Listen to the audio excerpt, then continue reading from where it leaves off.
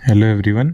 तो आज की वीडियो में बीएससी फर्स्ट सेमेस्टर का जो आप लोगों का ऑर्गेनिक केमिस्ट्री का पेपर है, पेपर फर्स्ट, तो उसके previous year question paper solve कराऊंगा।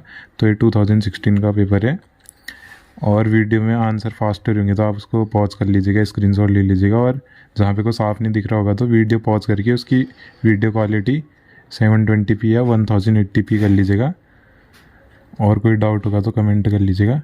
तो चलिए क्वेश्चन शुरू करते हैं। ये तो हाइब्रिडाइजेशन है 1 मार्क्स क्वेश्चन। अब वैसे शॉर्ट आंसर और लॉन्ग आंसर आते हैं। हाइब्रिडाइजेशन बता रहे हैं कार्बन की कैसे निकालते हैं। तो हमारा फर्स्ट क्वेश्चन आप देख सकते हैं, wonder wall interaction and the hydrogen bonding with suitable example. इसको एक्सप्लेन करना है और हिंदी मीडियम वालों के लिए भी हिंदी में लिखा गया है।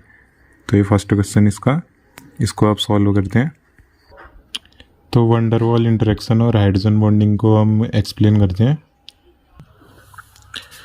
तो वंडर वॉल फोर्स आपके ऐसे वीक सेकेंडरी फोर्स, कमज़ोर जो आपके weak secondary force of interaction है हाइड्रोजन बॉन्ड के अलावा, जो आपके वीक इंटरेक्शन फोर्सेस हैं उनको हम वंडरवॉल फोर्स बोलेंगे। और स्ट्रेंथ ऑफ वंडरवॉल फोर्स आपकी मैक्सिमम रहेगी सॉलिड स्टेट में, अगर कोई आपका मॉलिक्यूल है, लेकिन गैसियस स्टेट में मिनिमम रहेगी। तो मैक्सिमम मतलब सबसे ज़्यादा, मिनिमम मतलब कम।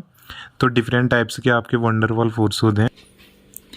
तो depending on the nature of molecule के नेचर के आधार पर आपके वंडरवॉल फोर्स डिफरेंट। तो वंडरवॉल फोर्स की डेफिनेशन तो होगी और ये नेचर ऑफ मॉलिक्यूल किस टाइप का है उसके नेचर के आधार पे हम थ्री डिफरेंट टाइप्स में इसको डिवाइड करते हैं। डाइपोल इंटरेक्शन, ऐसा वंडरवॉल फोर्स ऑफ इंटरेक्शन जो आपका डाइपोलर मॉलिक्यूल्स के बीच में आएगा, उसको हम रिप्रेजेंट ऐसे करते हैं, अभी दिखाता हूँ आपको। तो ये डाइपोल इंटरेक्शन हो गया, दो डाइपोलर मॉलिक्यूल होंगे आप। तो डाइपोलर मॉलिक्यूल से ये HCl है, जैसे H पॉजिटिव Cl नेगेटिव, दो इसमें पोल हैं, पार्शियल पॉजिटिव पार्शियल नेगेटिव। ऐसे ही फिर ये HCl दो मॉलिक्यूल, इनके बीच में डाइपोल इंटरेक्शन ऐसे करके दिखा रखे। तो ये डाइपोल इंटरेक्शन हो गया, दो डाइपोलर मॉलिक्यूल हो गया आपके। ऐसे ये जो इनके बीच में इंटरेक्शन है, तो ऐसे करके आप डिफाइन करेंगे वंडरवॉल फोर्स ऑफ इंटरेक्शन। आप स्क्रीनशॉट भी ले सकते हैं, वीडियो पॉज भी कर सकते हैं। डाइपोल इंड्यूस्ड डाइपोल इंटरेक्शन, एक तो डाइपोल होगा, एक इंड्यूस्ड डाइपोल इंटरेक्शन। ऐसा टाइप का वंडरवॉल फोर्स ऑफ इंटरेक्शन की टाइप है जो आपका पोलर और नॉन पोलर मॉलिक्यूल्स के बीच में आएगा। एक तो पोलर होगा चार्ज वाला और एक बिना पोलर वाला, तो ये डाइपोलर मॉलिक्यूल, इसमें पॉजिटिव नेगेटिव चार्ज वाले। और ये सिमेट्रिक है आपका नॉन पोलर मॉलिक्यूल, सिमेट्रिक है, पॉजिटिव चार्ज जैसे सिमेट्रिक है, इसमें कोई सिमेट्रिक नहीं है चार्ज का कहीं भी। इसमें एक आप अरेंजमेंट देख सकते हैं, सेंटर पे पॉजिटिव, फिर किनारों में नेगेटिव, ये सर्किल स्पेयर जो भी बनाया है। फिर उसके बाद जब इन पे इंड्यूस्ड हो रहे चार्ज, इसकी वजह से इस पर इंड्यूस्ड आ जा रहे हैं, इंड्यूस्ड चार्ज आ जा रहे हैं, इसको भी पॉजिटिव बना दे रहे इधर पे को।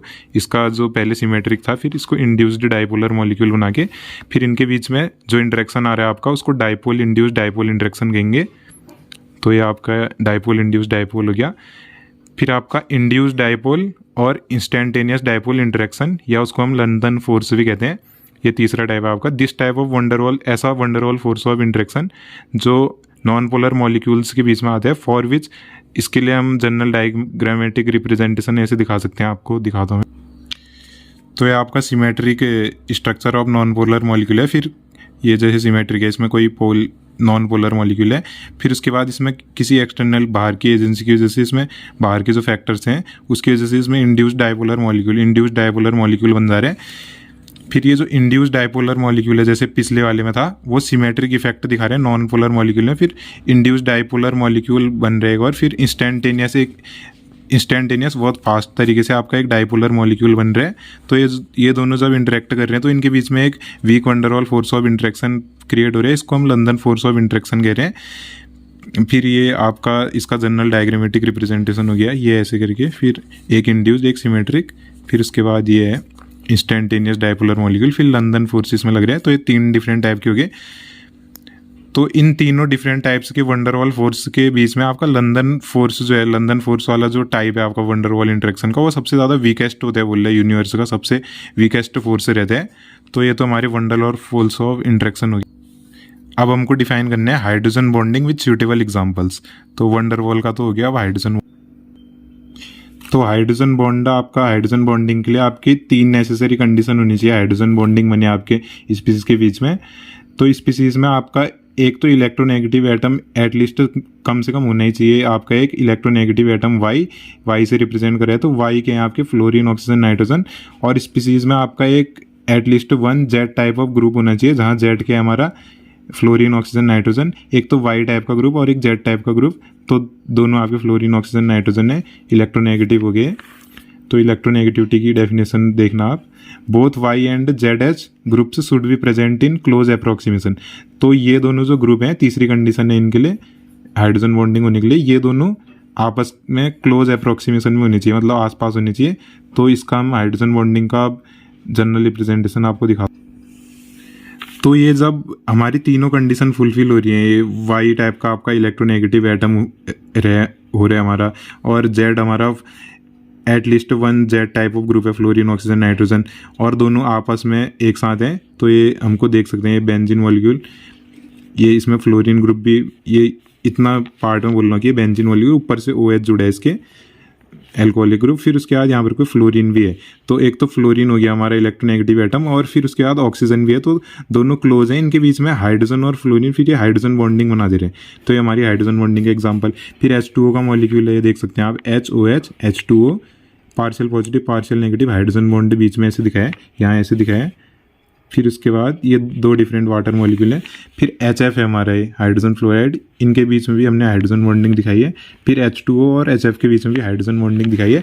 फिर इसके अंदर भी आपके टाइप्स ऑफ हाइड्रोजन बॉन्डिंग आते हैं, एक इंट्रामोलिकुलर हाइड्रोजन बॉन्ड और एक इंटरमोलिकुलर हाइड्रोजन बॉन्ड। तो इंट्रामोलिकुलर क्या होगा, ऐसे आपके हाइड्रोजन बॉन्ड जो आपके विद इन अ मॉलिक्यूल होंगे उसको हम इंट्रामोलिकुलर हाइड्रोजन बॉन्ड बोलेंगे। तो इसका एग्जांपल दिखाता हूँ आप।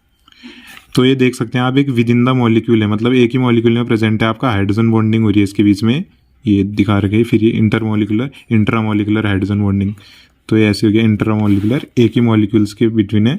तो ये साइक्लिक वाले में, फिर ये आपके एलिफेटिक चेन में भी हाइड्रोजन बॉन्डिंग प्रेजेंट है, तो इंट्रामोलिकुलर हाइड्रोजन बॉन्डिंग।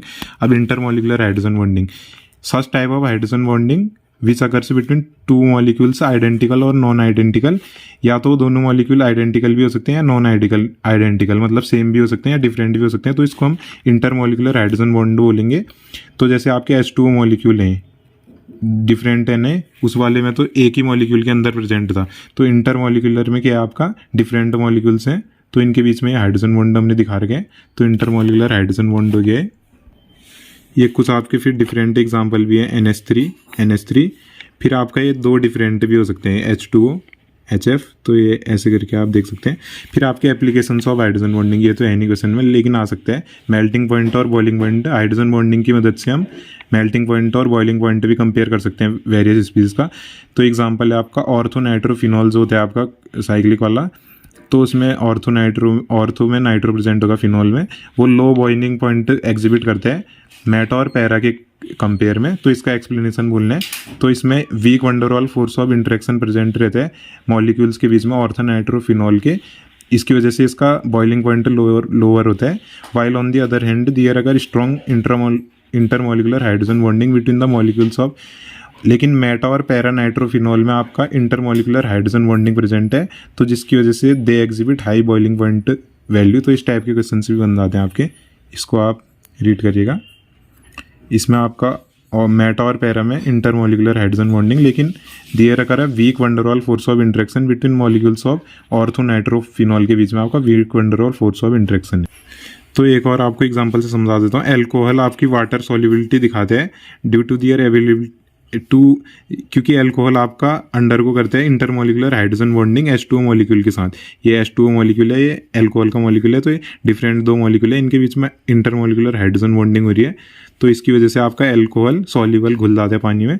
अब ऐसी फिजिकल स्टेट है हमारा, फिजिकल स्टेट पे भी क्वेश्चन आ सकता है कि रूम टेम्परेचर में H2O exist in liquid form, लेकिन H2S जो है वो गैस फॉर्म है, तो इसका भी हाइड्रोजन बॉन्डिंग से हाइड्रोजन बॉन्डिंग है आपकी दो मॉलिक्यूल ऑफ H2O जो वाटर मॉलिक्यूल है, and weak van der Waals force of attraction है आपका H2S के बीच में। इसी वजह से आपका H2O exist in liquid at room temperature में, और H2S आपका गैस फॉर्म में है। तो हिंदी मीडियम वालों को भी समझ में आ जाएगा, कोई ज़्यादा इसमें मैं टफ लैंग्वेज यूज़ नहीं कर रहा हूँ। H2O हो गया, H2O strong intermolecular hydrogen bonding, और ये H2S के मॉलिक्यूल के बीच में weak van der Waals force of interaction है, और H2O में हाइड्रोजन बॉन्डिंग थी। तो अब हम दूसरे क्वेश्चन पे आ जाते हैं। Singlet and triplet कार्बिन। कार्बिन में आपको बताना है सिंगलेट कार्बिन और ट्रिपलेट कार्बिन क्या होते हैं। तो अटेम्प्ट एनी 4 पार्ट था, तो सिंगलेट एंड ट्रिपलेट कार्बिन। तो लिख के आपको समझा देता हूँ। ये कार्बिन मॉलिक्यूल है जैसे आपका, तो ऐसा आपका divalent electron deficient neutral molecule. आपका डाईवेलेंट हो गया है, इलेक्ट्रॉन डेफिशिएंट है, और न्यूट्रल कार्बन स्पीसीज जिसमें आपके 6 इलेक्ट्रॉन है valence shell of carbon atom में। जो कार्बन एटम का वैलेंस सेल है उसमें 6 इलेक्ट्रॉन है, तो 6 इलेक्ट्रॉन है आपके कार्बन एटम के वैलेंस सेल में। इसको हम कार्बिन इंटरमीडिएट कहेंगे। तो ये तो कार्बिन इंटरमीडिएट जो आपका फॉर्म होता है इसकी एक जनरल डेफिनेशन होगी। अब आपके नोमेनक्लेचर ऑफ कार्बिन, इसी के अंदर आएगा आपका सिंगलेट, ट्रिपलेट, कार्बिन। तो आपका कार्बिन इंटरमीडिएट किस एटम और किस ग्रुप के साथ जुड़ा है उसकी बेसिस पे आपको ये डिवाइड किया जाता है। सिंगलेट कार्बिन, ये तो सिंपल आपका कार्बिन हो गया, पीछे भी दिखाया है। फिर आपका मैथिल ग्रुप से अटैच है तो मैथिल कार्बिन, और डाईक्लोरो कार्बिन, ये डाईक्लोरो ग्रुप है और बीच में कार्बन का मॉलिक्यूल है, सो ये सी ऐसे कार्बन मॉलिक्यूल। और एक ब्रोमो ग्रुप है, एक क्लोरो ग्रुप है, तो ब्रोमो क्लोरो कार्बिन हो गया है। तो मेथड ऑफ फॉर्मेशन तो जनरली था नहीं, आप इसको देख लीजिए। फिर भी फोटोलाइसिस हो रहा है डाईएजोमीथेन का। जब आपका डाईएजोमीथेन मीथेन ग्रुप है, जब इसका फोटोलाइसिस हो जा रहा है तो कार्बिन इंटरमीडिएट हमको मिल रहा है, N2 बाहर हो जा रहे हैं यहाँ से। और आपका कीटीन का भी, जब कीटीन है जो है C+O CH2 double bond C+O, जब इसका फोटोलाइसिस हो रहा है तो उससे भी हमको कार्बिन इंटरमीडिएट मिल रहा है बोल रहे हैं। तो कार्बिन इंटरमीडिएट में आप इसका लिखेंगे कि जो कार्बन एटम है आपका वो sp2 हाइब्रिड कार्बिन भी हो सकता है या sp हाइब्रिड कार्बिन भी हो सकता है। जो ये आपका ट्रिपलेट sp2 हाइब्रिड कार्बिन है, या सिंगलेट जो आपसे पूछा गया क्वेश्चन में, सिंगलेट sp2 हाइब्रिड कार्बिन, या तो ट्रिपलेट हो सकता है या सिंगलेट हो सकता है, या sp हाइब्रिड कार्बन एटम भी हो सकता है जिसमें sp हाइब्रिडाइजेशन निकालना मैंने बताया था। तो ये जो ट्रिपलेट है आपका, इसका वी शेप होता है इस तरीके से, और इसका भी वी शेप होता है सिंगलेट और ट्रिपलेट sp2 हाइब्रिड कार्बिन में। और ट्रिपलेट नेचर का जो आपका sp हाइब्रिड है, इसका लीनियर आपका इसका कॉन्फिगर स्ट्रक्चर रहता है आपका वी शेप, और इसमें बस इलेक्ट्रॉन की फिलिंग में डिफरेंस है। आप यहाँ देख सकते हैं 1 1 1, और यहाँ पर को पेयरिंग हो रखी है इलेक्ट्रॉन की। तो इस तरीके का स्ट्रक्चर है, और लोन पेयर दोनों में प्रेजेंट है, और इस तरीके से इस पर एक ही है, अनपेयर्ड है, इसमें पेयर्ड है। तो इस तरीके से आपके कार्बिन के स्ट्रक्चर हो जाएंगे, और आप डेफिनेशन ज़्यादा ब्रीफ में देख सकते हैं। तो प्रॉपर्टीज़ ऑफ कार्बिन भी आप लिख सकते हैं उसमें। कार्बिन इंटरमीडिएट ऑब्टेन किया जाता है, ये जो बता दिया मैंने, फोटोलाइसिस हो रही है आपकी डाईएजोमीथेन कीटीन की, और कैन बी ऑब्टेन्ड CHCl3 को जब हम KOH और NaOH किसी बेस के साथ ट्रीट कर रहे हैं तो तब भी हमको ये कार्बिन इंटरमीडिएट मिल रहा है। और carbene can exhibit 2 types of the reaction known as insertion reaction भी एग्जिबिट कर सकता है, या साइक्लो एडिशन रिएक्शन। तो इसको अगर मैं जनरली दिखाना चाहूँ तो आपको साइक्लो एडिशन रिएक्शन, ये जैसे कार्बिन intermediate CH2 double bond CH2, जब ये CH2N2 के साथ रिएक्ट कर रहा है, फोटोलाइसिस हो रही है आपकी, carbon intermediate react with carbon multiple bonded species. ये कार्बन मल्टीपल बॉन्डेड स्पीसीज है आपका, इसके साथ जब रिएक्ट कर रहे हैं तो साइक्लोप्रोपेन बना दे रहा है आपका ये मैथ एथफ्रॉप, तो साइक्लोप्रोपेन। और इसी टाइप से आपका CH ट्रिपल बॉन्ड CH भी जब CH2N2 डाईएजोमीथेन के साथ जब रिएक्ट कर रहे हैं तो आपका 1,1 बाईसाइक्लोब्यूटेन मैथ प्रोब्यूट। तो इस तरीके से आपके स्ट्रक्चर बन जा रहे हैं। तो अब है हमारा एक्सप्लेन द शेप ऑफ, ये हाइब्रिडाइजेशन की मदद से हमको इनका शेप बताने हैं, H2C डबल बॉन्ड H3C। तो मैंने हाइब्रिडाइजेशन पे वीडियो डाली है, उसको आप देख सकते हैं, मेरे चैनल पे देख सकते हैं। मैंने हाइब्रिडाइजेशन निकालना और शेप्स बता रखे हैं, फिर भी मैं थोड़ा यहाँ पर को और बता देता हूँ। तो हाइब्रिडाइजेशन आपको जनरली पता तो होना चाहिए कि हाइब्रिडाइजेशन कैसे करते हैं, लेकिन फिर ऑर्गेनिक स्पीसीज का अलग होता है, इनऑर्गेनिक का अलग। तो हाइब्रिडाइजेशन इंडेक्स निकालते हैं हम सबसे पहले। नंबर ऑफ सिग्मा बॉन्ड देखते हैं कितने हैं, फिर नंबर ऑफ नेगेटिव चार्ज कितने हैं, फिर लोन पेयर कितने हैं उस एटम में। तो हाइब्रिडाइजेशन इंडेक्स अगर हमारा 2, 3, 4 आते तो उसकी तरह हम 2 को, अगर 2 आएगा तो sp हो जाएगा, 3 आएगा तो हाइब्रिडाइजेशन इंडेक्स से sp2 हो जाएगा। Sigma bond negative charge lone pair को ऐड करके sp3 कब होगा, जब 4 आएगा हाइब्रिडाइजेशन इंडेक्स। तो एग्जांपल से आप देखने की कोशिश करिए, फिर ऐसे ही निकालेंगे आप सारे मॉलिक्यूल्स का। तो CH3 CH double bond CH2, तो यहाँ पर को आपका sigma bond, number of sigma bond 4, sigma bond 3 H molecule है, एक सिंगल बॉन्ड है तो 4, और नेगेटिव चार्ज है नहीं इसमें CH3 में तो 0, और लोन पेयर है नहीं तो 0, तो कितना आ गया हमारा हाइब्रिडाइजेशन 4 + 0 + 0, हाइब्रिडाइजेशन इंडेक्स हमारा आ गया 4। तो 4 के लिए क्या होगा sp3। इसी तरीके से सबका निकालेंगे। इसका आप देखते हैं, एक सिग्मा बॉन्ड दूसरा हाइड्रोजन के साथ, एक सिग्मा बॉन्ड ये 3 + 0 + 0, क्योंकि नेगेटिव चार्ज है नहीं, लोन पेयर है नहीं, तो इसका 3। और इस वाले का भी आपका 2 सिग्मा बॉन्ड यहाँ हो गया H के साथ और एक यहाँ हो गया, तो 3, इस पर भी 3 आएगा, नेगेटिव चार्ज है नहीं।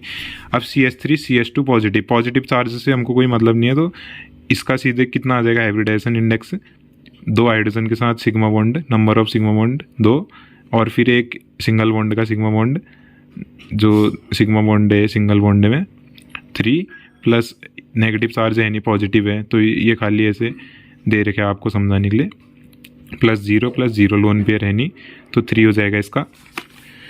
अब आप जनरली इस पे देखें CH3O CH3, तो इस पे आप देख सकते हैं कि ऑक्सीजन का बताने हैं हमको, तो 2 सिग्मा बॉन्ड प्लस फिर ऑक्सीजन में आपको पता होना चाहिए कि लोन पेयर कितने होते हैं, तो 2, तब इसका 4 हो जा रहा है, तो 4 में कितना होता है sp3 हाइब्रिडाइजेशन। अब आपका CH3 NH2, तो NH2 वाले में आपको N का बताने हैं, 3 इस पे आपके सिग्मा बॉन्ड हो गए, एक ये 2 हाइड्रोजन, और फिर आपका लोन पेयर भी प्रेजेंट रहता है, तो 4। और ऐसे ही आपको अभी नेगेटिव चार्ज वाले का इसका बताने हैं, तो हमको सिग्मा बॉन्ड ऐड करना था, नंबर ऑफ सिग्मा बॉन्ड 3 हो गए, 1, एक हाइड्रोजन, एक इधर 3, और नेगेटिव चार्ज 1 हो गया, तो 4 आ रहा है इसका भी sp3। तो ऐसे ही आपको, ये तो इनऑर्गेनिक स्पीसीज है सॉरी, तो ऑर्गेनिक स्पीसीज का अगर हमको निकालना है तो CH3CH ऐसे करके इस स्टार वाले का निकालना है, तो कितना होगा, 2 हाइड्रोजन मॉलिक्यूल, 2 इधर, तो 4 + 0 + 0, 4 sp3 हो गया। अब ऐसे ही हमको इस वाले एस्ट्रिक कार्बन का निकालना है जिस पे स्टार है, तो 2 हाइड्रोजन बॉन्ड सिग्मा बॉन्ड हो गए और 2 ये सिंगल बॉन्ड, तो 3 आ रहा है इस पर, तो इसका भी हो जाएगा आपका 3 sp2। सॉरी, ये यहाँ पर को आपका 4 होना चाहिए था, इस पर कुछ मिस्टेक हो रही है, आप भी कैलकुलेट करिएगा इस पर सारे कार्बन एटम्स का, तभी आपको तो अगर हम एग्जांपल से देखने की कोशिश करें इस पर, अब ये हमको पता होना चाहिए कि ट्रिपल बॉन्ड है, एक सिग्मा बॉन्ड यहाँ, एक यहाँ, तो 2 sp आ गया, sp हो गया इसका हाइब्रिडाइजेशन। अब NH पे एक सिंगल बॉन्ड, एक नेगेटिव चार्ज और एक लोन पेयर, तो 4 sp3, और ऐसी इस कार्बन पे एक सिग्मा बॉन्ड, एक सिग्मा बॉन्ड, एक सिग्मा बॉन्ड। तो बेंजीन मॉलिक्यूल है जैसे हमारे पास, इस पे 3 + 0 + 0 इस कार्बन का, जो यहाँ पर को कार्बन होगा, 3 सिग्मा बॉन्ड बना रहे, तो 3 sp2 हो जाएगा। और इस पे निकालने तो हमको पॉजिटिव चार्ज से कोई मतलब नहीं है, तो पॉजिटिव चार्ज से कोई मतलब नहीं है, तो 1 इधर और एक हाइड्रोजन, 3 sp2। अब इस कार्बन पे निकालना है तो सब सिंगल बॉन्ड होंगे, हाइड्रोजन होगा, इस पर कुछ नहीं दिया है, तो 4 sp2। अब ऐसे ये इसके लिए, इस वाले कार्बन के लिए 1 इधर और एक हाइड्रोजन होगा, तो 4 sp3। तो हाइब्रिडाइजेशन निकालना तो मैंने पहले वीडियोस में भी बता रखा है आपको, तो इसकी डेफिनेशन अगर पूछी जाए तो हाइब्रिडाइजेशन की क्या होती है, आपका ऐसा फिनोमिनन जिससे हम एटॉमिक ऑर्बिटल्स को मिक्स कर देते हैं, तो उसको हम बोलते हैं हाइब्रिडाइजेशन। जनरली अगर एक लाइन पे बनाए तो उसके बाद जो हमको न्यू ऑर्बिटल्स मिलेंगे उसको हम हाइब्रिड ऑर्बिटल्स बोलेंगे, मिक्सिंग के बाद जो एटॉमिक ऑर्बिटल्स के, तो उसको हाइब्रिड ऑर्बिटल्स। तो हाइब्रिडाइजेशन तो इनका निकल जाएगा आपका, डबल बॉन्ड देखेंगे, हाइड्रोजन कितने हैं, सिंगल बॉन्ड कितने हैं, डबल बॉन्ड कितने हैं, तो इस तरीके से निकल जाएगा। तो अब हम थोड़ा स्टीरियो आइसोमेरिज्म और बनाना बॉन्ड वाले क्वेश्चन है, तो इसको देखते हैं, और ये रिएक्शन डाइलसेल्डर वगैरह हैं, इनको देखते हैं।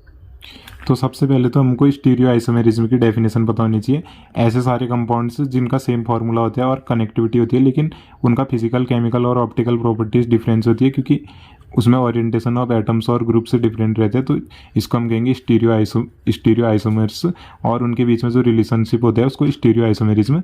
तो जैसे आप देख सकते हैं इस टाइप का ये मॉलिक्यूल है, तो इस पे CH3 यहाँ है, Cl यहाँ है, H यहाँ है, लेकिन इसी टाइप का है, तो स्टीरियो आइसोमेरिज्म हो गया, क्योंकि इन पे आपका optical property due to difference in orientation of जो आपके एटम्स और ग्रुप्स हैं और डिफरेंट जगह पे हैं, यहाँ पे कोई इस तरह के, तो स्टीरियो आइसोमेरिज्म के एग्जांपल ऐसे ही यहाँ पर कोई Cl फिर ये डिफरेंट तरीके से, तो स्टीरियो आइसोमेरिज्म कहलाएंगे।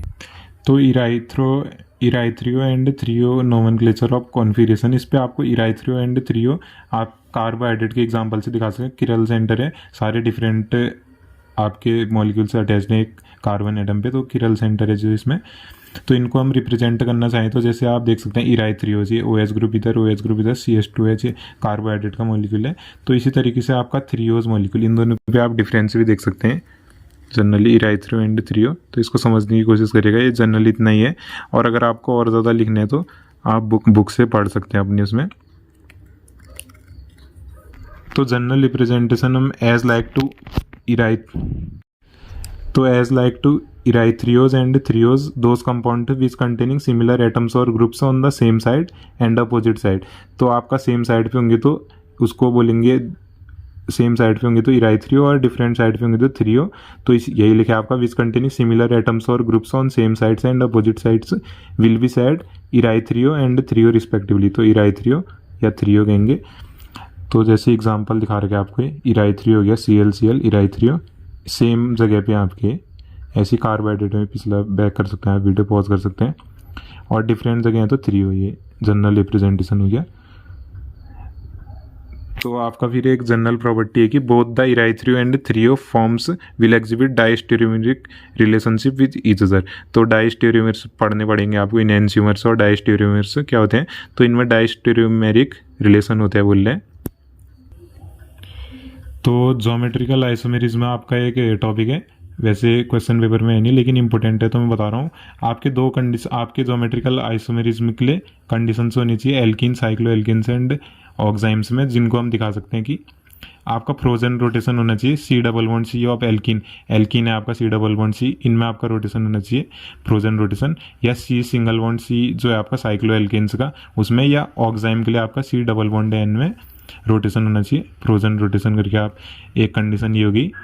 बोथ द एटम्स और groups attach to each double bonded carbon atoms of alkene of each single bonded carbon of cyclo alkenes और carbon atom should of oxime should be different. तो जो आपके atoms और group से attached हैं double bonded carbon atom के alkene of each single bonded carbon, या cyclo alkene या कार्बन एटम ऑफ ऑक्साइम, उनको डिफरेंट होना चाहिए। तो देख सकते हैं आप ये डिफरेंट है, तो ज्योमेट्रिकल आइसोमेरिज्म होगी। CH3Cl है सेम टाइप के मॉलिक्यूल, इनका जब फॉर्मूला लिखा जाएगा लेकिन रिप्रेजेंटेशन इस पे डिफरेंट है। आप इस लाइन को पढ़ सकते हैं, एल्कीन के लिए दिखा रखे मैंने जनरल रिप्रेजेंटेशन। तो जब ये सारी कंडीशन आपकी फुलफिल रहती हैं, तो जब आपकी सारी कंडीशन से फुलफिल रहेंगी कि रोटेशन होगा, उनमें रोटेशन होगा और डिफरेंट आपका मॉलिकुलर फार्मूला सेम रहेगा, लेकिन सेम फार्मूला लेकिन डिफरेंट आपकी फिजिकल और केमिकल प्रॉपर्टीज आ जाएंगी, क्योंकि ये देख सकते हैं आप डिफरेंसेस आप देख सकते हैं, तो इनको ज्योमेट्रिकल आइसोमेरिज्म कहा जाता है। तो ये आपका एग्जांपल इस टाइप से हो गया, और उनके बीच में जो रिलेशनशिप होगी उसको ज्योमेट्रिकल आइसोमेरिज्म। तो ये आपका जनरली ज्योमेट्रिकल भी बता दिया मैंने। तो जनरली आपके डाइल्स एल्डर रिएक्शन बहुत बारी पूछी जाती है आपके उसमें। तो डाइल्स एल्डर रिएक्शन के आपकी जब आपका एक conjugated 4 pi electron species react कर रही है आपकी 2 पाई इलेक्ट्रॉन स्पीसीज के साथ, या डाइनोफाइल बोल सकते हैं, तो वहाँ आपका फॉर्मेशन हो जा रहा है साइक्लिक प्रोडक्ट का, जिसको हम एडक्ट बोलते हैं। इसी टाइप की रिएक्शन को हम डाइल्स एल्डर रिएक्शन बोलते हैं। तो एग्जाम्पल से हम समझने की कोशिश करेंगे। Benzene intermediate can participate in. तो आज की वीडियो में बस इतना ही बता देता हूँ आपको। ये डाइल्स एल्डर रिएक्शन बेंजीन इंटरमीडिएट जो है आपका है, सॉरी बेंजाइन इंटरमीडिएट, बेंजीन नहीं बेंजाइन, ट्रिपल बॉन्ड है तो बेंजाइन। तो आपका ये बेंजाइन इंटरमीडिएट जब आपका ये रिएक्ट कर रहा है 4 pi electron species 2 pi electron species के साथ, तो ये 4 पाई इलेक्ट्रॉन स्पीसीज हो गया, इसमें 4 पाई इलेक्ट्रॉन स्पीसीज या कंजुगेटेड डाइन 1,3-ब्यूटाडाइन, इसको आप नोमेनक्लेचर में पढ़ेंगे, 1,3-ब्यूटाडाइन है इसका नाम। और ये बेंजाइन, बेंजीन है लेकिन ट्रिपल बॉन्ड है तो benzene, 2 pi electron species dienophile. तो जब ये आपस में रिएक्ट कर रहे हैं, बॉन्ड टूट रहे हैं, नेगेटिव चार्ज पॉजिटिव चार्ज, और बॉन्ड टूट रहे हैं, नेगेटिव चार्ज पॉजिटिव चार्ज। फिर ये जब रिएक्ट कर रहे हैं आपस में तो ये CH2 ये वाला पार्ट इससे जुड़ जा रहे हैं, ये वाला पार्ट इससे जुड़ जा रहे हैं, और इस टाइप का आपको एडक्ट मिल रहा है। तो इसी रिएक्शन को हम डाइल्स एल्डर रिएक्शन कहते हैं। काफ़ी बारी आपकी पेपर में पूछी भी जाती है। और बाकी आपका रिजोनेंस, हाइपर कंजुगेशन और हाइब्रिडाइजेशन मैंने बता रखे हैं, तो मेरी बाकी की वीडियोस भी आप देख सकते हैं। और आपको और भी क्वेश्चंस के आंसर चाहिए तो स्टे ट्यून्ड, और वीडियो को एंड तक देखने के लिए धन्यवाद।